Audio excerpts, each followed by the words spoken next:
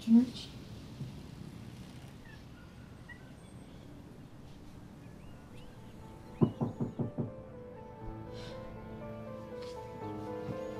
Sandali lang ho. Sandali lang po. Sino yan? Yeah!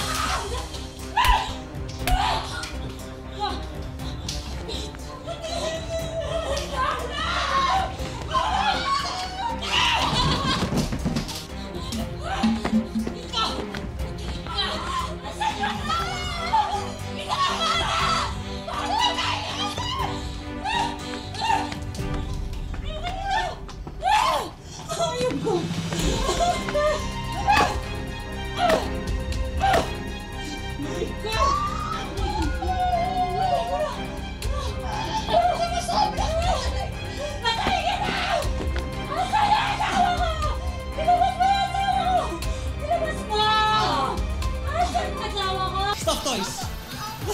Bago damit! Bago damit! Thank you po, Papa. Love you.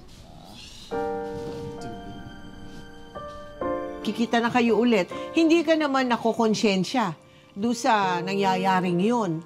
Na, alam mo na, nandun siya sa kabila, tapos pupunta siya sa'yo. Doon na naman sa... Hindi ka... Wala. Tinanggap mo ng maluwag yun sa kalooban mo. Na gano'n na ang magiging buhay mo. Noong una po, nagigilt po ako kasi syempre pinalaya ko na siya noong una eh. Kaya lang po, iniisip ko bakit ako magigilt. Ako yung legal na asawa eh. Ako yung unang pamilya eh. Siyang sumira ng pamilya namin. Bakit ko kailangan makonsensya? Eh dapat siya yun eh, hindi ako.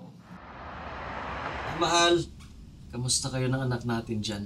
Mahal, yung anak natin nagdadalaga na. Nako, marami nang manliligaw na bagets.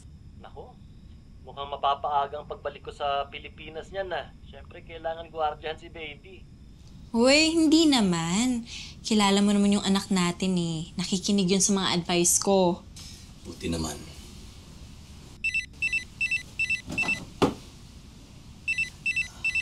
Mahal, si Suzette kasi gusto mag-video call.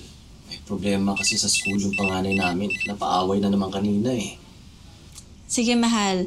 Unahin mo na muna yan. Bukas na tayo mag-usap, ha? Sige, pasensya na mahal ha. Alam mo naman, George, na naiintindihan ko yung sitwasyon natin eh. Sige na. Good night. I love you. Good night, mahal. I love you. George, nakalimutan mo yata patayin yung video call natin. George? Hello, my love. Love, inaapoy na naman ng lagnat yung bunso natin. Papunta na kami sa ospital.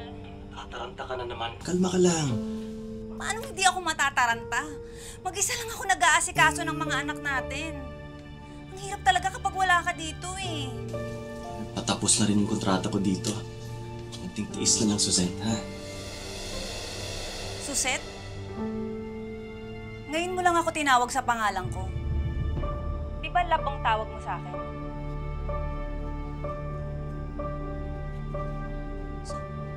Sino yung kausap mo sa laptop? Sino yung babaeng yan? Ano pinagsasabi mo? Hindi ako bulag at mas lalong hindi ako tanga, George. Sino yung kabidjokol mo?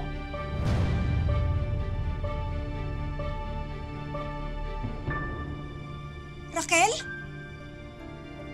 Bakit kayo nag-uusap? Walang iya kayo, manluloko kayo! Kailan ba kayo nagkabalikan?